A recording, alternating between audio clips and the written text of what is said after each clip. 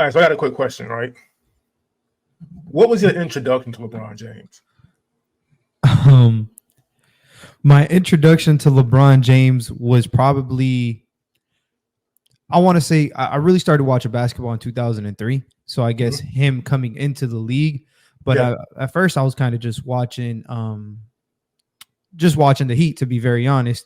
But then my introduction to him was actually when I first really started focusing on LeBron was that 06-07 season when I started expanding.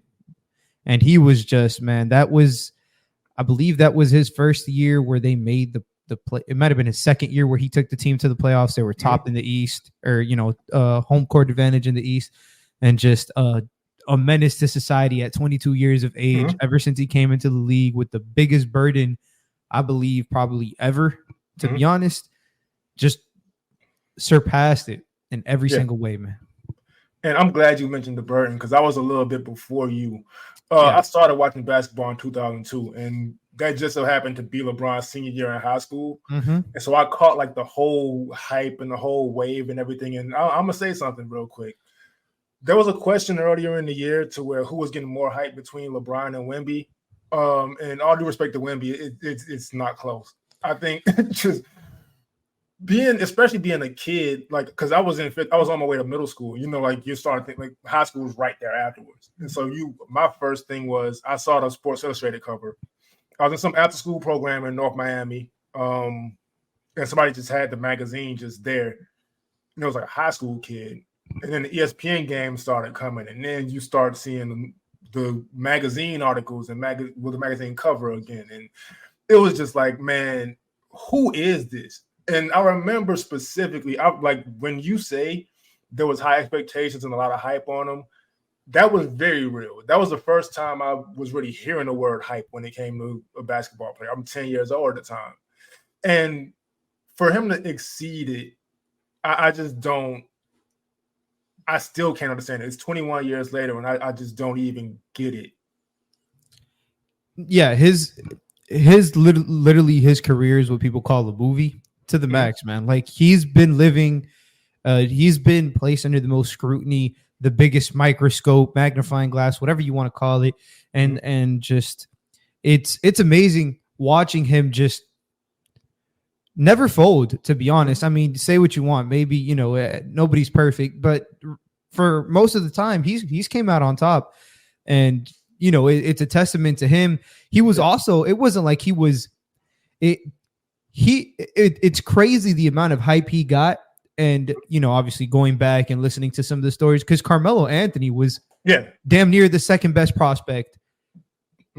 He was obviously he wasn't on LeBron's level of hype, but since LeBron came out, he was probably the, right before LeBron, like in that time span after Jordan really dominated the league for a while, Melo was getting the same respect as Bron was when he was coming out of Syracuse. So it's interesting to see just him take that burden. We're going to get through his career, man. Just shapeshift into different modes whenever needed, still provide, lead the league in points all time. What a beautiful career as a pass first player. Man, LeBron is truly special. I feel like I'm glad we're doing an episode kind of giving him his due diligence and his flowers, because the biggest thing is, you never know what you have until it's gone. I can't envision an NBA world without LeBron James. And just to pull people behind the curtain a little bit, my intention with this episode was to talk about a bunch of different stuff, and the Lakers were a part of it, and LeBron James was a blip on the radar in that when I was coming up with this episode. But there was just so much stuff I had to mention about LeBron that ended up becoming a whole episode. And so we just gonna go ahead and just start it.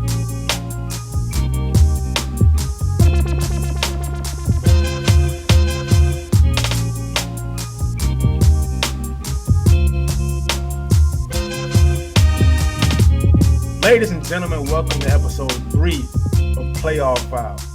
I'm Kenny. No Frankie again today. He'll be back soon, but I do have Lou with me. Lou, what's going on with you? Man, it's another great day, man. Another great day. It's a Thursday night. Got to see some good hoops today. One of the most probably fastest paced games I've seen in a while, coming from a Miami Heat team. But we're here talking about LeBron James. And funny enough, Miami Heat legend. We'll get to that part of his career later on. But for now, we're gonna get right into the. So he gets drafted number 1 overall out of high school. Still a lot of questions about can he. I remember this hype too, just all the media attention and all the cameras at his first game in Sacramento, who had a really good team back then in 03, 04. Do you have any memories of his rookie year? Very vaguely. I mean, the most I remember is that the year before, I believe the Cavs won like 19-ish games. 15, I think. 15? Yeah. 17 and 65. So right in the middle of both of us. They were still horrible, and just his impact, his ability to make them they didn't make the playoffs until his third year, I'm pretty sure. Second year. Okay, so his ability to make them a competitive team and a good enough team to just be in contention at all times in an era where people were playing 40 minutes a game. It was a different league, and so I don't really have a memory of his rookie season other than, through the not any live memories, just rewatching some of the games, some of his highlights, some of the clips, some of his matchups. A lot of former NBA players talking about when he came onto the scene, it was like, everybody was trying to go at him and test him in different ways. And everybody was like, nah, yeah, he's got it. He's got it for sure. Yeah. So I do remember a decent amount from his rookie year. He came out right out the gate against the Kings. I believe he had I'm not going to guess his stats right now. We didn't look up, to be honest with you. But just from then on, it was just this he should have been an All-Stars rookie year. I don't know why he wasn't, but he definitely should have been. I think it's from the very beginning, you could see greatness. It wasn't just, all right, this is a good rookie. He's going to develop into something. He was there already. Bottom line, point blank. And imagine just me being 10 years old, new to basketball, and seeing just this thing that's never been seen before. So, I'm into stuff. At the time, my favorite player is still Jason Kidd. You got somebody who's one of the best passers in the league as a rookie. At the time, I really liked Tracy McGrady because he was able to shoot and he was a real good dunker. LeBron's shot wasn't quite there yet, but the athleticism was ridiculous. I had never seen anybody that big, that fast before in any sport. Yeah, he was moving at his own speed. I feel like that was kind of the whole appeal to him was nobody had really seen somebody this big move this way probably since Shaq coming out. Yeah. And that's a whole different topic. But it's, it was truly something special to see. I believe he measured at 250, 6'8", like 7'2" wingspan, just ridiculous coming out of high school. Small city Akron, made it to literally Cleveland, his home team, the team it was like the stars aligned, and then out of the stars with all this pressure, hometown pressure, and arose LeBron James. His rookie season, like you said, it wasn't perfect by what we're accustomed to his standards being now. But it was like, damn, he's on the scene and he is here. Rookie of the year, his first year as well, and just helped that team doubled their wins, literally their first year, which is a tough feat for a rookie when the team wasn't, we just got going through them. They were not that good for a couple years. And that Cavs stint in general, you kind of got into the playoffs stuff in his second year. Me personally, that 25 in the fourth quarter against Detroit is probably my favorite LeBron moment from that stint because it kind of gets forgotten how good that Detroit team was. And I think what happens is there's no quote unquote superstar names on that team. And so they kind of get left to the wayside, they weren't that good. No, that was an incredible team. Ben Wallace was gone by that time. Ben Wallace was in Chicago, but they were still just this ridiculous defense. And for LeBron to have all the naysayers and all the doubters against him with the he's not clutch and he's not this and he's not that, to go against just this defensive stalwart of a team. And I watched this game recently. I watched this game 2 weeks ago and just carve him up at the end to get the win. It's just I just could not believe what I was watching. Yeah, like you stated, this Detroit team didn't have Ben Wallace, but that didn't take away from the fact that schematically and they provided different answers or different. I don't want to say answers, but different questions for LeBron. And he was acing every test like it was his first. They didn't win that series, but you can just see I hate how much basketball culture is ring dependent. Mm-hmm. So, and just wins and losses, but LeBron is the ultimate just, example. And he's probably like the biggest one where this whole thing comes into. I feel like this is where he originated is this whole win-loss culture. He's the one who really brought this to life. Yeah. But his series against Detroit put him started solidifying him. It was one of those oh, he lost, but damn, we'll see him back here again for sure. This is the last rodeo for the Pistons or for LeBron. The Eastern Conference has a problem on their hands for years to come. Yeah, and at the time too, there was the criticism of him passing to his teammates at the end of games, which still happens every once in a while, and I still don't get. It's crazy. It's for the simple fact that I don't care who the player is. I would much rather trust their teammates with an open shot than to force a bad one with the game on the line. I just think a lot of that stuff is just ego, and it doesn't make sense to me. Bingo. But even still, just for him to have that kind of game, because the Pistons were at the time, you kind of hear make LeBron a scorer, which is a bad idea. But you also don't want to. It's just there's nothing you can really do, and so the Pistons wanted him to kind of score at first, and he started doing it, and then they tried to. It was too late after a while. There was nothing to do. They threw every coverage, every matchup. He just could not be stopped. And then just going through the rest of that stint, he's, I believe, 2 MVPs at the time? Yeah, so he won 2 MVPs with Cleveland prior to his 2 MVPs in Cleveland. No championships, which once again, I feel like that's kind of one of the worst things to evaluate a player on.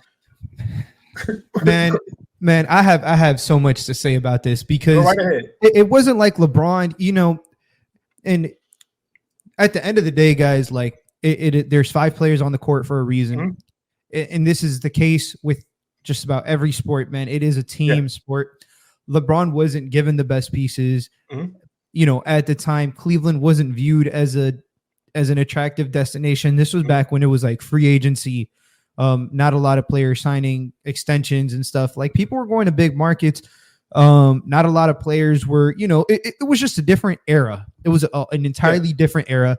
And he got scrutinized for going up against the Spurs, which were a dynasty at that time. Forget about how good that team was too. Yeah, that team was legit a dynasty at that time, with Timmy and they had Manu and Tony.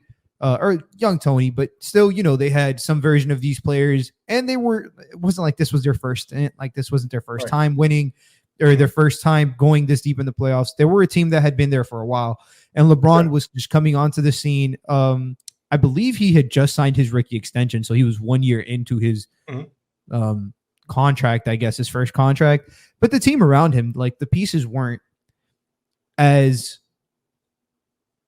The team wasn't as well-rounded as that Spurs team. He was at an obvious disadvantage. Him getting that far was truly just impressive. That year, he posted his singular best on off splits. The team was 21 points per 100 possessions better with him on the court. Did everybody hear me correctly? That is an absolutely insane statistic. 21 points per 100 possessions better with LeBron James on the court. That is the equivalent of from the best team in basketball to dead ass the worst team in basketball. Yeah. And I will say that 07 team, they did have, I would say, good players, not stars.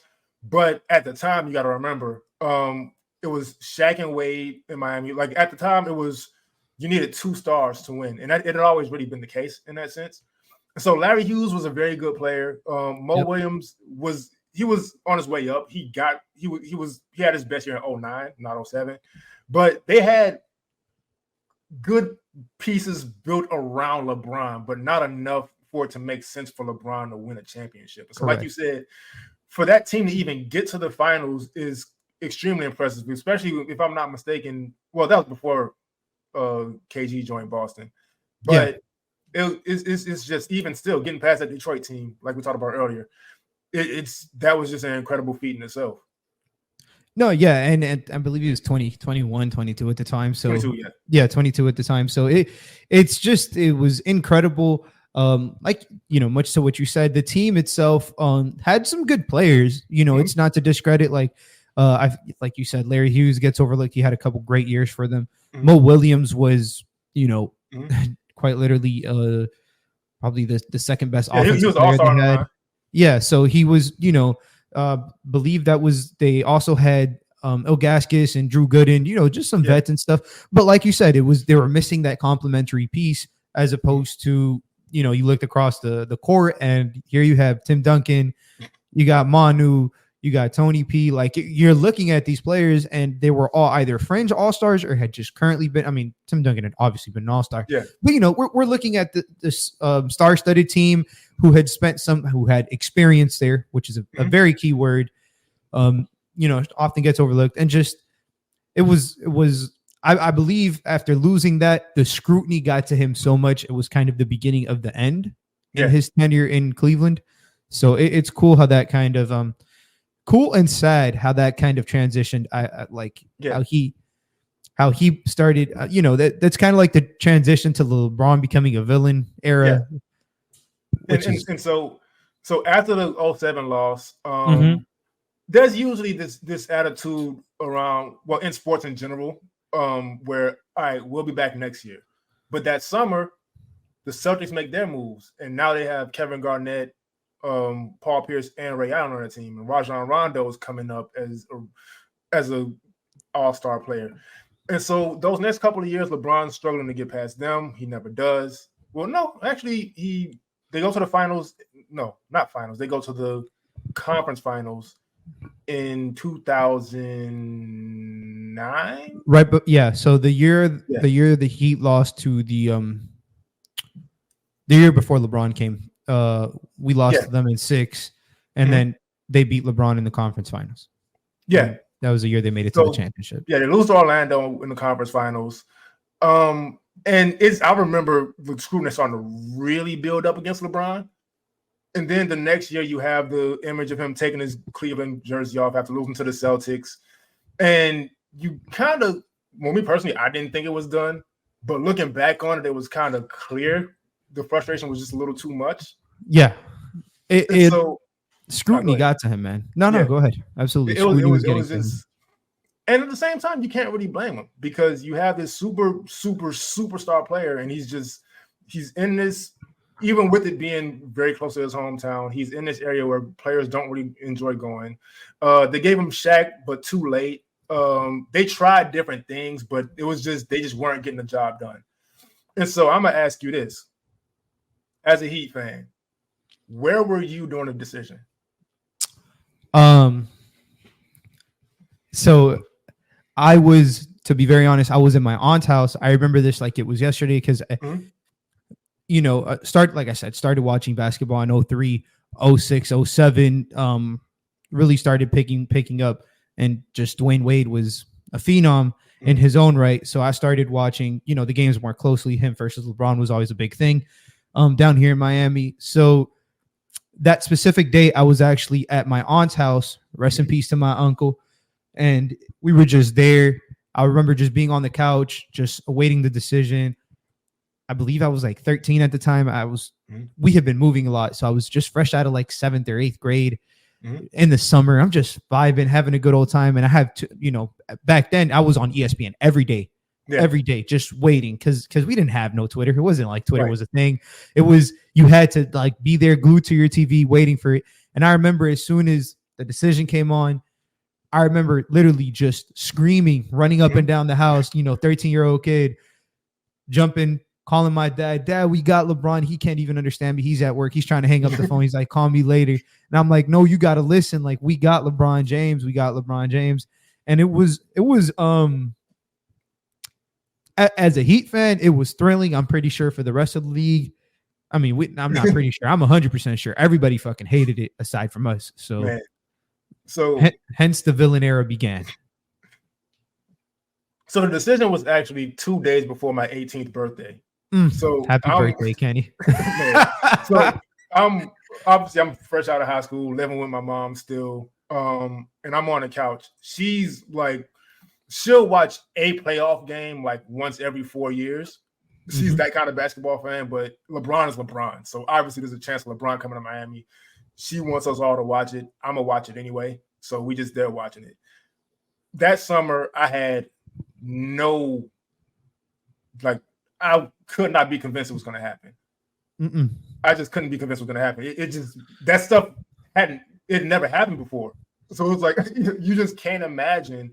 And then you got to remember too, leading up to it, Dwayne Wade was also a free agent. Yeah. And I don't know if you were pretty young, but there was a real fear of losing to Dwayne Wade. He was gone. Yeah, there was the whole "We Want Wade" campaign. There was the Chicago rumors, which we ended up finding out were true. Yep. Him and LeBron were on their way to Chicago, and whatever happened, and they ended up coming back to Miami. But so one of the stories I actually that used to get tossed around. I used to work at the Heat Arena for a while. One of the stories that used to constantly get tossed around by one of the he was like a trainer there, like he was not like a trainer, like he did like the physical therapy on the players. He was like, I'm gonna keep it real honest with y'all. Like, we had a feeling Wade was gone too. They said that one of the biggest shifts in the component were Chris Bosh telling him, like, no, man, like, I want to go with you to Miami. Like, I want I don't want to go to, because Chicago was it was, you know, LeBron was kind of, it was Chicago, Miami, or Cleveland. But supposedly, I remember just every day, man, going on ESPN, just reading the tabs, and it was, you know, it was mostly Cleveland or Miami. And then as soon as Chris Bosh made that decision, essentially the trickle down effect, Bosh, Wade, and then Bron. It was like all in a matter of 24 hours. Yeah, it was a hectic time. Yes, I remember vividly. So I might have been like, because I was trying to. I'm a community college dropout. I'm not ashamed of it. But at the time, I was in school, so I might have just missed it. I ended up either going home or not checking. I had a BlackBerry at the time, not checking my phone. But I found out somehow that Dwayne Wade and Chris Bosh had gone on ESPN and announced that Dwayne Wade was coming back to Miami, and I was good with that because, like you said, we thought he was gone. So I was like, all right, they could build something with LeBron. And then Chris Bosh came. And I don't think people really remember how good Chris Bosh was in Toronto. Yep. But that was like, all right, you know what? We're getting over the hump now. Boston's not seeing us. That's it. It's over. I didn't think LeBron was coming. But that was my attitude already. Like, look, Boston got to see us. And then I'm watching the decision. LeBron says, I'm taking my time to South Beach. I'm not going to get into how much I hate when people call Miami South Beach. That's just a whole that's a conversation for another different conversation. I lived in Miami my entire life. I've been to South Beach one time. I went to South Beach. This is a weird story, but before high school, I went to South Beach one time. It was a field trip, like a church field trip, to like a financial panel that was held inside of a club during the daytime, a club called Mansion. And people on the panel were like Trina, like Joel Santana, Susie Orman, and Joe Budden. It made no sense. Joe Budden, what a... But I was like 12 years old. We had that field trip. And then I went to South Beach a couple times in high school. Didn't enjoy it, but I went because my friends went. Yeah. And then I worked over there. Terrible place. I hate it to death. But back to the story. Yeah. So LeBron says that, and to this day, I don't remember what my reaction was because I didn't pass out, but I blacked out. Like whatever I did, whatever jumping, pumping my fist, I don't remember any of it. And so I go to sleep excited about it, wake up the next morning, and it's like pure hatred on TV. Everywhere. And I couldn't understand it because a couple years before, when KG went to the Celtics, me just being a basketball fan, I was excited about it. I was like, oh man, KG finally get a chance, because KG's one of my favorite players. Yep. So man, he finally get a chance to win. Paul Pierce, he says crazy stuff in the media now, but he was a very good player. And before the Heat rivalry, I really liked this game. To be honest, like he retired. That it's a different era now in the Heat Celtics rivalry. Paul Pierce was a very good player. And Ray Allen, like, at the end of the day, you can't hate Jesus Shuttlesworth. Nah. And so Never. I was excited about the team. And so to see like the hate and the vitriol of it. And then that same day, I get the email from the Miami Heat saying, hey, we know you're excited about LeBron and Bosh and Wade's coming back. We're having this event at the arena. Print out your free ticket and we'll see you at, I think it was 6 p.m. And this thing gets so thrown out of context. Like, it's been thrown out of context forever. So me and my friend Chris, we go. And we just sitting in there in the crowd. DJ Ari is on. He's DJing. He's doing a great job of it. But you can tell he's stalling. And it comes to find out they were signing the contracts backstage. And so they finally come out through the floor. And they turn around. Crowd's going crazy. They give the high fives that they always show on TV. And then they immediately sit down and get interviewed by Jason Jackson. It wasn't a party. It was just so anybody at home who wasn't there or was not really. So if you've ever seen the image of Shaq arriving in Miami in a diesel truck and shooting the water gun into the crowd, that was the exact same event 6 years before. The Heat just used to do that. I think they might have also did something for Alonzo Mourning.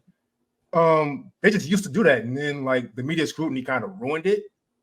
But so anyway, they do that. Crowd's going crazy with every word. Jason Jackson asked Dwayne Wade a question. We're excited about that. He asked LeBron. He asked Bosh. He asked LeBron at some point, where do you see this team going? LeBron kind of looked and smirked at the crowd, and he said something about a championship. And he's playing on the crowd. He's like, yeah. So he says, like, not 3, crowd go crazy. Not 4, crowd get louder. Not 5, not 6. He signed a 4-year contract. So I don't think anybody who knew that in the building took it as a real promise. It was just like, he was just hyping the crowd up. Like emotions were high. Yeah. But I don't think he even believed what he said. And Dwayne Wade came out recently on Shannon Sharp show and said, like, obviously it wasn't a real thing. But that pissed a lot of people off. So, like, we were seeing that for 4 years into his tenure in Miami. Yeah, and by maybe like a couple days after that, I just decided I'm not watching basketball media anymore. And so for 8 years, I just didn't watch any media. I just watched the game, and that's how people who were familiar with me, they know I have a different perspective on a lot of stuff. That's why I just have nobody's takes in my mind. I'm completely unfamiliar with most people. I'm not trying to sound cool. It's just I was just over it. And so the season starts. They're not very good. What do you remember about that time? Oh man, it was a really tough time. I'll be honest. Being 13 at the time, having expectations set as high as they were. I remember first game out of the gate, they played Boston Celtics. Mm-hmm. And they literally lost, and I could not fathom this team of this many talented players losing a basketball game.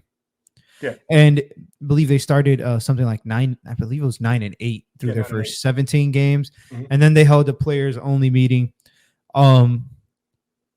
Just basically LeBron hated Spoelstra, which was a thing. Later grew to kind of respect him a little bit. Obviously now he respects him a lot, but for some reasons he was right. For some reasons he was wrong. It was a team trying to figure out a lot of egos all together. The KG, Paul Pierce, everybody else, that was always the comparison to them three. I felt like the KG, Paul Pierce, and Ray Allen teams, but they were all very. I hate when you call people role players, but their combinations kind of meshed better. Mm-hmm. Does that make any sense? Yeah. They weren't ball dominant players, or in KG and Paul Pierce's, they could get their own, but Ray Allen was kind of like the perfect. Little piece there. KG's defense was a perfect little piece there. And this was in a time where Dwayne Wade had came off a 30-point per game season. Yeah. He was at the peak of his powers. LeBron was at the peak of his powers. Chris Bosh was at the peak of his powers. Just three of the most top 15, top 10-ish offensive skilled players.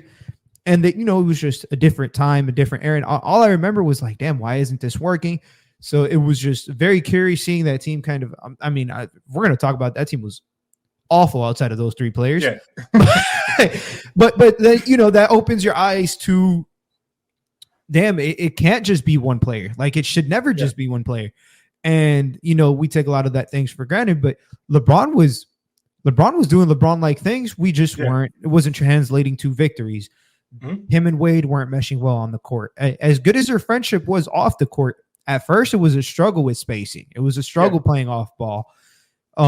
Things that neither one of those players had been asked to do really for the prior 7-8 years of their career. Mm-hmm. So, how did you feel heading into that season after those first, couple games as well, man? So to me, it was tough. I had my excitement, obviously. But in the back of my mind, I knew this isn't a deep team. Like, they brought in Jonas Ilgauskas, who was good, but he's at the end of his career. 34. They have Eric Dampier on the team. This is just if one of these guys. My thought was if one of these guys gets hurt, it's done.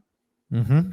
And then we ended up seeing in the finals, which I don't even like bringing up, and LeBron gets a lot of blame for, but I'll give Rick Carlisle more credit for those finals. Just the way he was able to understand LeBron wasn't really ready to go against that kind of zone defense. And so, go ahead. You about to say something? No. Yeah. That's an interesting way to put it. I do think LeBron is to blame. As much as I can't disagree with you either. Yeah. As much as we're here, and opinions about where you think he ranks, whatever, all time. That doesn't. Yeah, I don't care about that stuff. To me, that's irrelevant. Point blank period. He was one of the greatest players, or is one of the greatest players to ever touch a basketball. And at the end of the day, that series specifically, there's a fine line between trusting your teammates and deferring to your teammates. And he started doing a little bit of the other one. And that's kind of where my critique was. Again, I fully understand your point. Rick Carlisle coached heck of a series, and he coached circles around Spoelstra as the biggest Spoelstra stand you'll meet to this day. It was 13 years ago. It was a different Spoelstra. It was a different LeBron. It was a different Dwayne, and the team wasn't ready with the pieces around them. And I don't think they were fully trusted into the head coach. It was kind of there was some back and forth there. It took a while for that to get settled, but I do think LeBron deserves some credit, specifically in the fourth quarters. I mean, his stats, he averaged like 19 or 20 for that series, which is ridiculous that people clowned him for averaging 20 in a series and, not being good enough when, and they're kind of right to a certain degree, but, it is what it is. So I was just, man, that series really, really hurt. And I'm pretty sure we'll talk about him at some point, man. Dirk, man, Jesus Christ. He was a bad motherfucker during that whole series. There were no answers for him. So it's a lot of credit. LeBron deserves some blame. Spoelstra deserves some blame.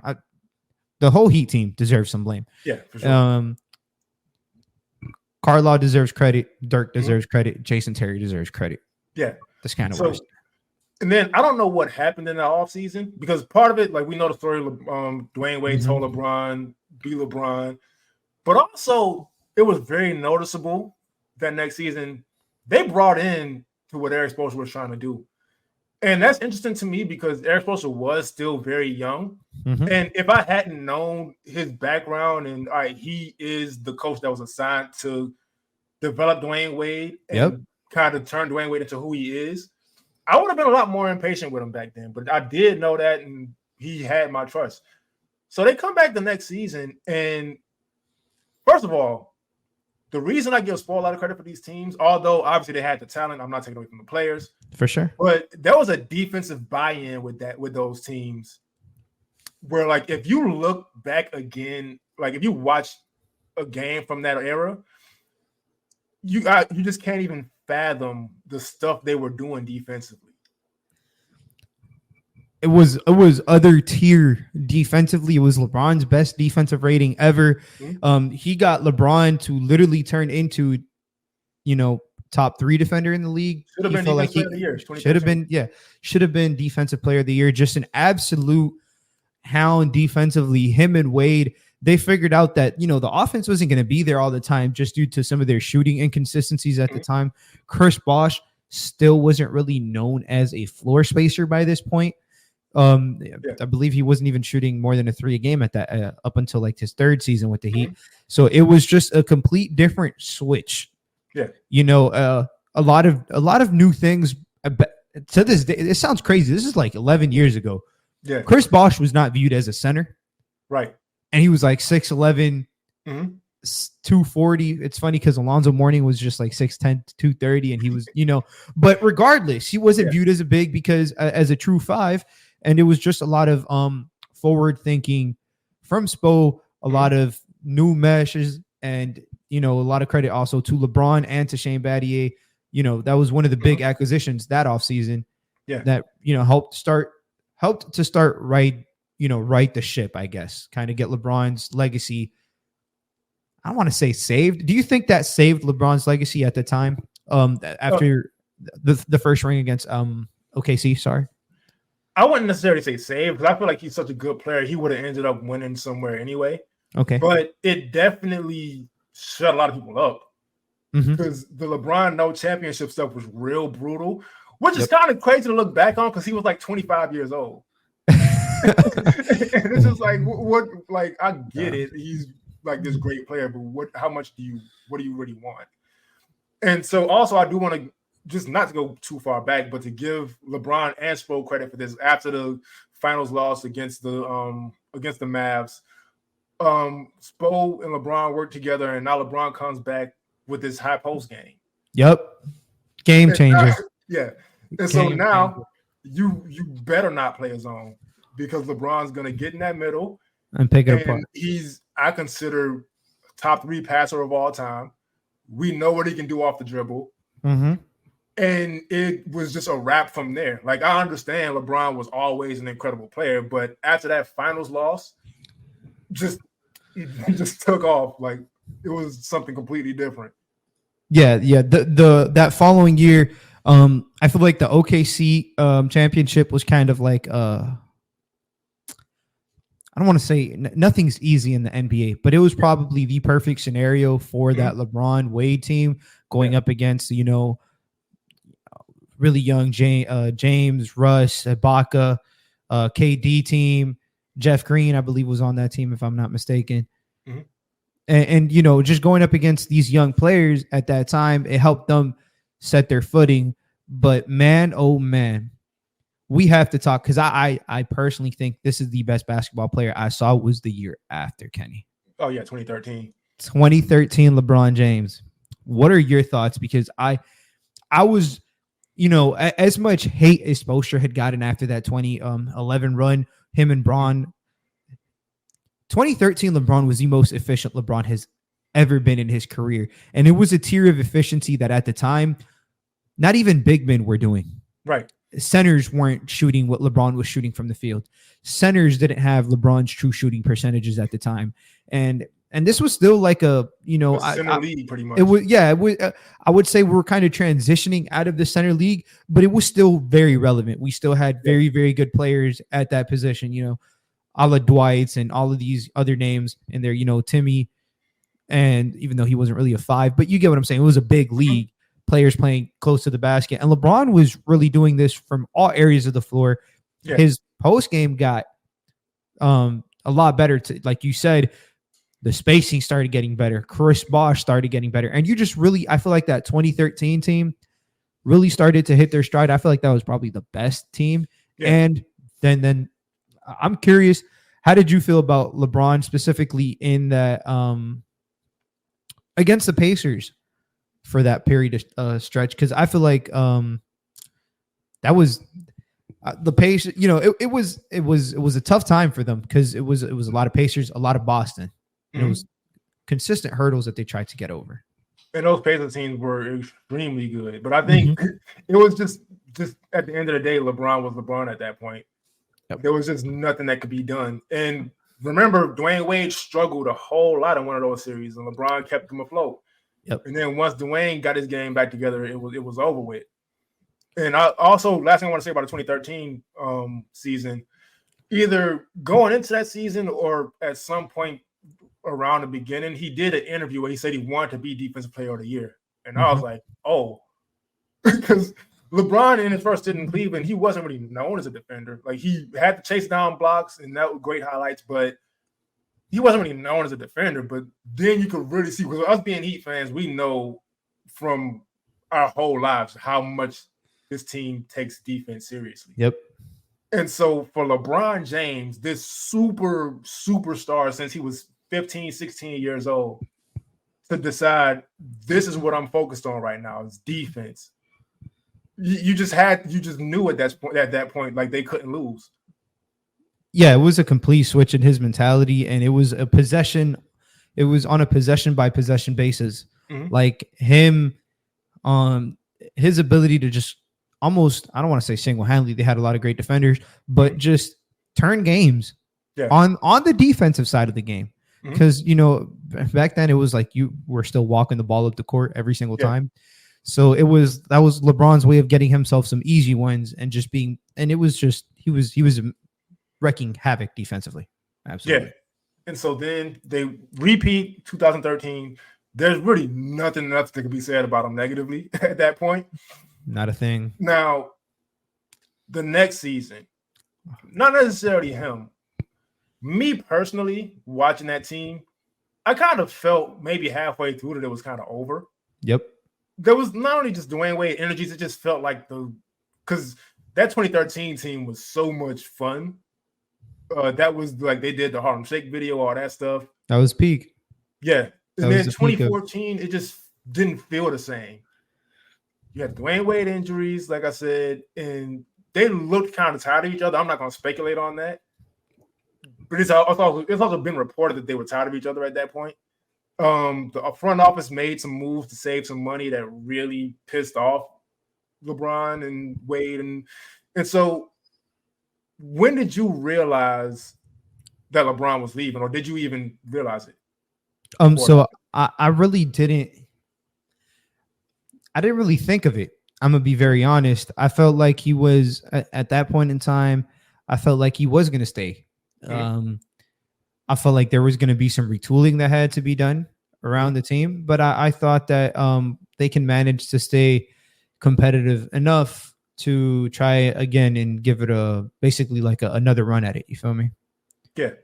And so for me, it was in the back of my mind that LeBron's contract was coming up, and just looking at how the team was, even though their talent got them to the finals, I felt like it was probably 50-50 at that point. But what happened is one day I'm sitting in a barbershop and they got the TV on, and the Cavs made a small trade. They traded like Jared Jack or somebody to dump some salary. And I was like, oh, yeah, it's over. So that's when I found out pretty much. And then the article came out and it was like, all right, I knew pretty much. But when did you find out, and where were you? I don't really remember when he left. I don't remember kind of where I was at. I remember kind of more of the reactions, being in Miami. Obviously, growing up here my whole life, I feel like a lot of negative shit was being said towards LeBron for no reason, if I'm being quite honest.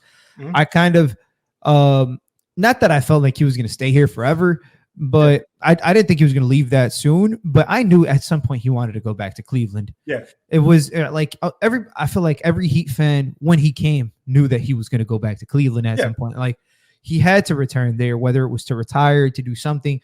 But it was just kind of me. I felt like I was more defending him. Like you guys can't be grateful. He helped us at the time get to 2 chips. He got, he helped Dwayne lift 2 and 3 up. It was a whole different thing. He started a whole new trend in basketball. Yeah. So when he left, I was farewell. Yeah. That's kind of how I felt. I wasn't really mad because like you said, everybody knew he was going back to Cleveland at some point, and it did make sense for him to go while he was still young. So he went while he was still young, and just knowing Cleveland's history with championships, like, I'm not saying LeBron has an ego, because I don't think he has the ego he probably I would have if I was that talented. But we it like the sentiment of him wanting to bring the championship to Cleveland after that long drought is just. I feel like everybody kind of knew he had, and with him being right from Akron.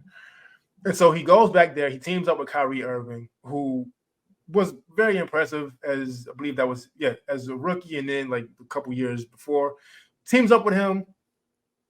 I'm curious how Kyrie is going to handle that at the time because Kyrie needs the ball at the time. Mm-hmm. But LeBron just finished playing with Dwayne Wade. And we know if anybody can raise the level of a player, of a teammate, is LeBron James. And so watching those teams, what did you think of them when they first got back together? To be very honest, I felt like that was actually probably my favorite time watching LeBron James as a player. Yeah. I felt like the chip on his shoulder. It was the first time, he had a chip when he was here, but it was kind of like the first time where everybody was like, okay, he's back. Yeah. And everybody was kind of, rallying for LeBron to at least give one to Cleveland. Mm-hmm. And he was just, that team, the makeup of that team was super interesting. They had gotten, I believe, 3 first round picks in the 4 years he left. Yeah.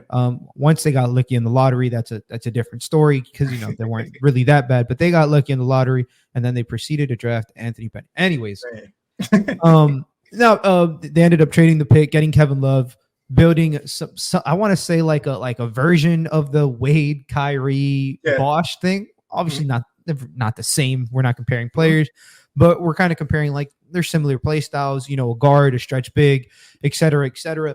And I was just really rooting for LeBron. How did first season when they go into this was obviously they go into the playoffs and 14, 15. Yeah. And then it's the beginning of probably the best rivalry sports has seen in a while. Yeah. At least new rivalry. I'm not talking about 1960s Boston Lakers and shit like that. But you know what I'm saying? Like it was the start of, I believe, what was probably the most polarizing rivalry we had seen in basketball for LeBron James up until that point. Yeah. And so if you remember, going into it, well, not necessarily going into it, but just the way the Warriors came out that year, you kind of knew they would meet each other in the finals. But me personally, as much as I've been watching LeBron since I was in middle school and love his game, he's one of the best players ever. Steph Curry, my introduction to him when he was in college, to this day, Steph Curry is the best college player I've ever seen.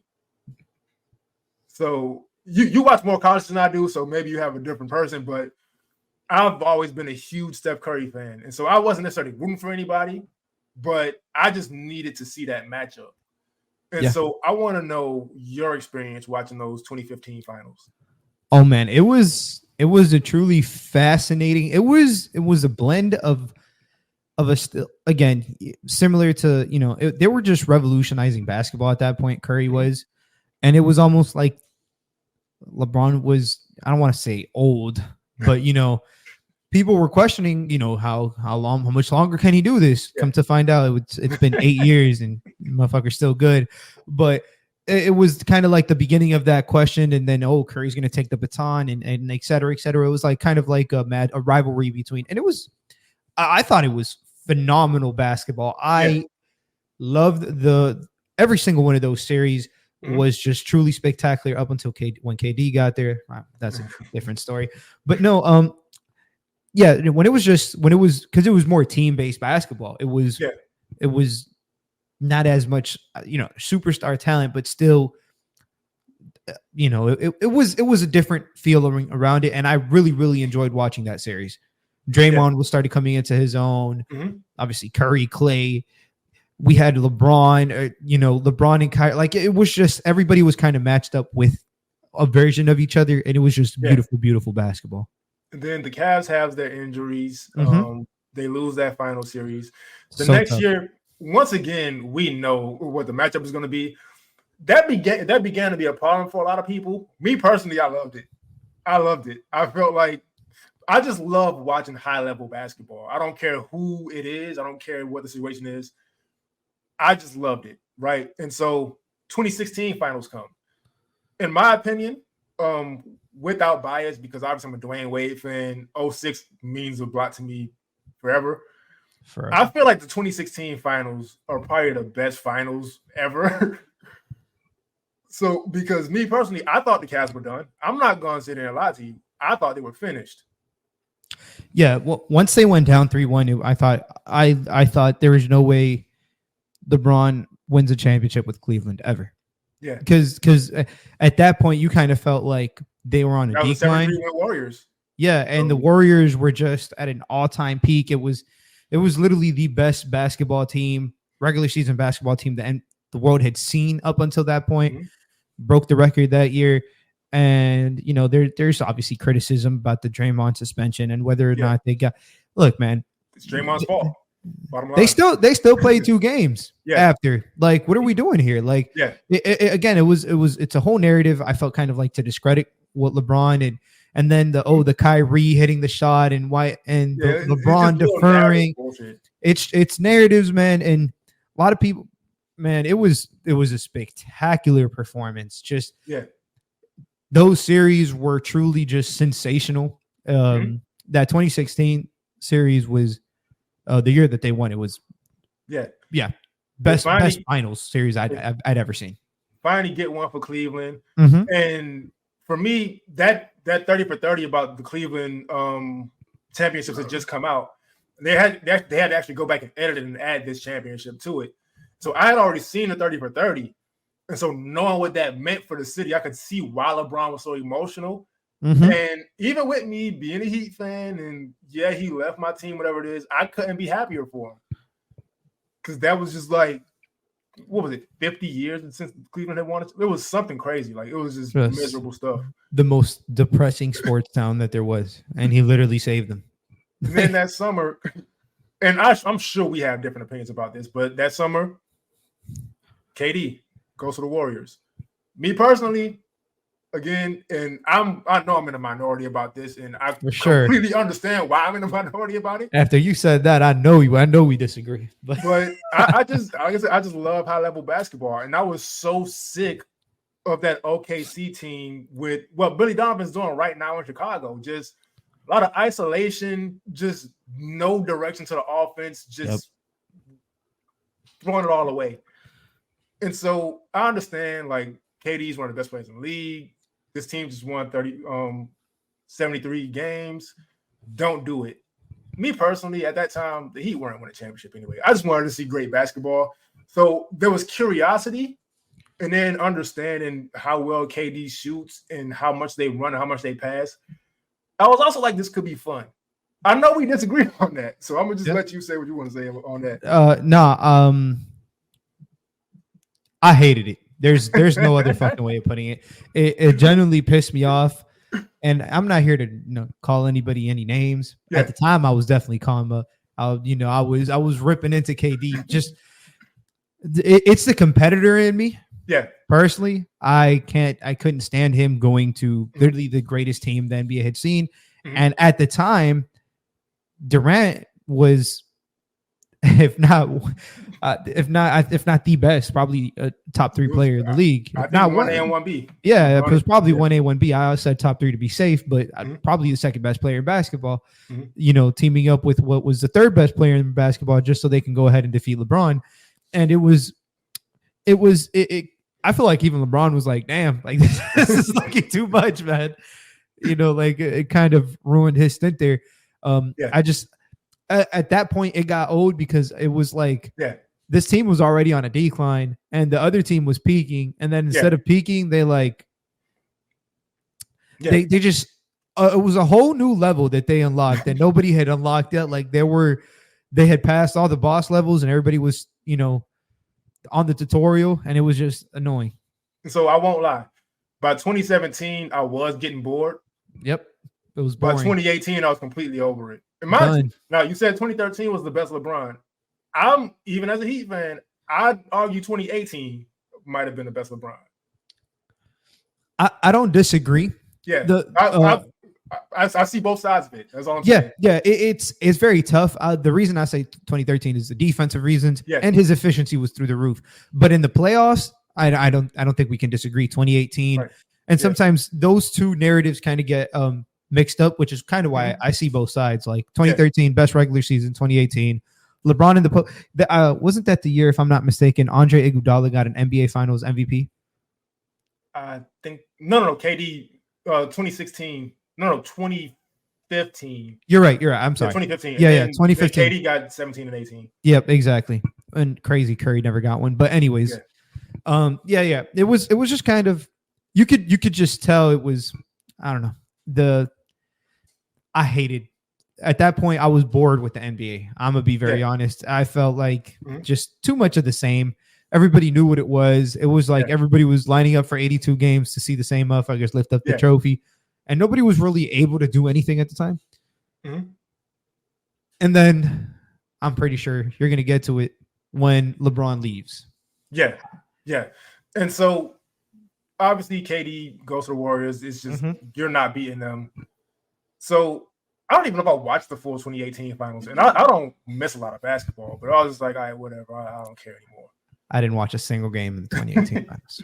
Then I see the tweet.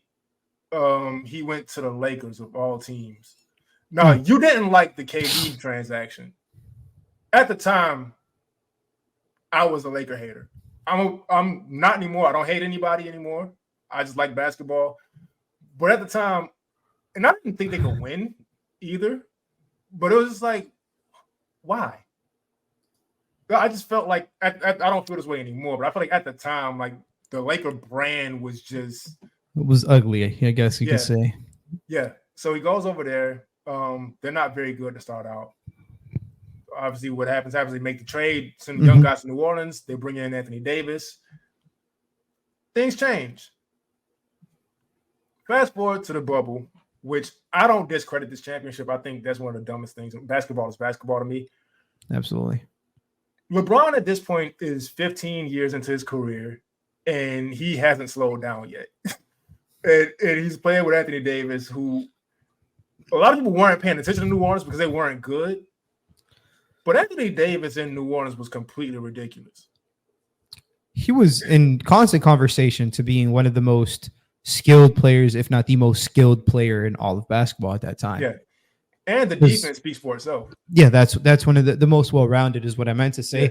It was, Giannis was getting the stats and the team was winning, and Anthony Davis just couldn't stay healthy. But every time he was on the floor, Anthony Davis was sensational during that stint. Him and the DeMarcus Cousins teams were great. And once he teamed up with LeBron, that bubble run was, I feel like they just ran through everybody. Yeah. And obviously, as a Heat fan, I'm pretty sure we have some different opinions about, or maybe we have the same opinion about how I kind of want to say lucky they got that they, not to discredit LeBron, but man, I'm gonna be honest, if we had a fully healthy roster, I'm not saying we winning, but I'm saying it's probably going 7. Been closer. Yeah, it would have been closer. Yeah. What I will say though, Anthony Davis couldn't miss. Oh no. And that annoyed me to death because he's not he has a decent mid-range jumper sometimes, but he couldn't miss a 3. And I was like, what the hell is going on here? So anyway, they win that championship. Me personally, even as a Heat fan, I'm not mad at it. It's like, whatever. It's LeBron. What can you do? And so from that point on, the Lakers have been kind of struggling at times, kind of good at times. They've been kind of, I don't really know how to describe them. And so we'll just fast forward to this year. What have you seen so far from the Lakers this year? Kind of, I think you said it perfectly. They've been, that's kind of the best way to describe them. They're just, I kind of want to say like the definition of an average NBA team. The most 500 team I've seen. It's not to, and again, it's not to LeBron's discredit. Actually, he's the reason they're around a 500 team. If we're sitting back here and we're being honest, he's posting ridiculous stats for it being his 22nd year in the league. And honestly keeping the team afloat. Put up 44 points the other day. Today, yesterday got him another win. He should not be doing this for 41. Like the craziest stat that I saw was if you take every single player into their 21st NBA season and you add all their stats, LeBron James beats him in every category. Like it just makes no sense. And I think the team they surrounded him with this year, it's not that they lack talent, right? Because D'Angelo Russell just went stupid last night. But it's like it's LeBron James, and then everyone else is like the definition of inconsistent. And it's just like, what's he supposed to do with this? Right. So you have, like I said, D'Angelo Russell went off, and he also had a very good regular season last year. I don't know how many people paid attention to Minnesota, but he was very good in the regular season, and then he just could not hit a shot in the playoffs. Yeah. Anthony Davis is great of a player he is. Even when healthy, is like a every other game type thing. Sometimes it's effort with him. Sometimes he just can't make a shot. It's a little frustrating. Super. Even with me not being a Laker fan, it's like, all right, come on, like you have all this potential and you show us every other night who you are. Just do it all the time. But it just doesn't work out that way. I do want to shout out Cam Reddish though, because Cam Reddish was this major prospect, right? And offensively, I know he's still not that guy. But I'm happy about him having a role in the NBA finally. And I never expected him to be a defender. And so credit to him for that. But I mean, you have LeBron relying on Anthony Davis, who incredible player, Hall of Famer, whether you like it, whether anybody likes it or not really consistent. You have D'Angelo Russell, really good player, not consistent. And then you're looking at the Jackson Hayeses, Cam Reddishes, and Gabe Vincent's of the world. Yeah, and it's just, I don't think it's a really complete roster. I don't think it's nowhere near as good of a roster as it should be. Yeah, they are at least around the spacing around those two guys, like AD and Bron isn't exactly. I think they're one of the worst 3-point shooting teams in the league, and you can just tell. Yeah, you could just tell, man. Like, it hurt me to see. I think Gabe Vincent was shooting like 7% from three. Yeah, it's pretty tough out there for him. He's injured, but before he got hurt, it was rough. Yeah, but when you're playing the Torian Princes of the world 30 minutes and you're your best players all kind of play in the same area of the floor, it's kind of tough, and it doesn't make LeBron's job any easier, which is more credit to him for what he's able to do. Yeah, for his team this year. Yeah, and I mean. It's going to be tough for them unless they make some kind of move with the deadline. But it really just credit to LeBron for keeping them afloat. And I originally thought of this episode when he passed 39,000 points, like we mentioned earlier, which is ridiculous for a player who's passed first, scored second, to be the all-time leading scorer. And at some point this year, if he stays healthy, he's going to reach 40,000 points. Fucking in his insane. Career. Completely ridiculous. And so just this whole episode and this whole thing, like I said in the beginning, we didn't even intend to do this, but it just got to a point where when I was planning this show and we had to just give LeBron his just due because there was just way too much to talk about. Thanks for tuning in to episode 3 of Playoff Files. I'm Kenny. Lou, anything else you want to say to the people? No, man. Stay tuned, man. All right. Give them your socials.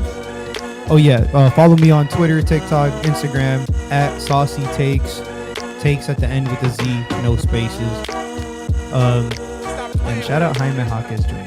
Absolutely. I'm Kenny. Follow me at KennySpenceNBA. I only post on Twitter. I'm not on Instagram. You can follow me there anyway. I'll get there eventually, but I'm not there. If you like the intro and outro music, that's by my brother Devin Spence. You can follow him on Instagram or TikTok at Black Glow Music.